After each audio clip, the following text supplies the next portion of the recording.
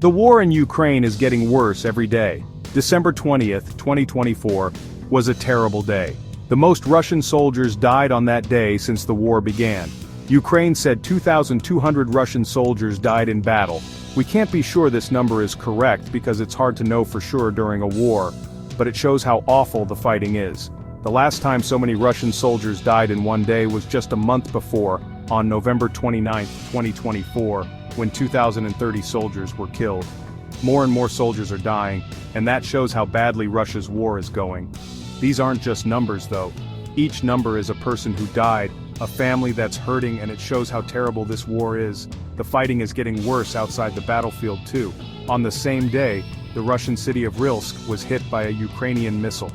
This attack shows how the war is spreading. People died, and it made the fighting even worse. The fighting won't stop, and so many people are dying. We need to find a way to make peace. Countries around the world need to help Russia and Ukraine talk to each other and agree to stop fighting. Many lives are at risk, so making peace is the right thing to do and important for everyone. Part 2. Fighting back the Kursk missile attack. When Ukraine attacked Kursk, a city in Russia, with a missile, the war became even more dangerous. Russia says the attack was done with HIMARS rockets from the United States. 6 people died, including a child. 10 more people were hurt, and the city was badly damaged. A school, a community center, and many homes were hit. People were very angry that places where regular people live were attacked. Russian leaders called it a terrorist attack. The leader of the Kursk region, Alexander Kinstein, said he would find and punish those responsible.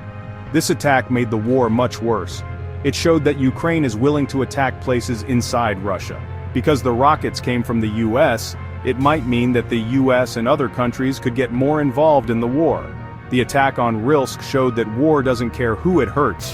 Regular people often get hurt the most, even though they didn't start the fighting. Everyone needs to say that hurting people who aren't fighting is wrong. We need to keep people safe. Part 3. The sad part of war. People hurt and suffering. The war in Ukraine has hurt many people. Thousands of soldiers on both sides have died, and more regular people are dying too. Ukraine's leader, President Zelensky, has told people more about how many Ukrainians have died than Russia has. On December 8, 2024, Zelensky said that 43,000 Ukrainian soldiers had died since the war started in February 2022. He also said 370,000 Ukrainian soldiers were hurt, and about half of them can fight again. Zelensky thinks about 198,000 Russian soldiers have died and more than 550,000 have been hurt. Russia hasn't said if these numbers are correct. It's hard to know the real numbers because the war is still going on. But the war is hurting people in more ways than just these numbers. Millions of people have had to leave their homes, families have been split up, and many people will never forget the terrible things they've seen. Even after the fighting stops, the war will continue to hurt people who have seen it. We need to help the people of Ukraine. They need medical care, help with their feelings, and money to rebuild their lives.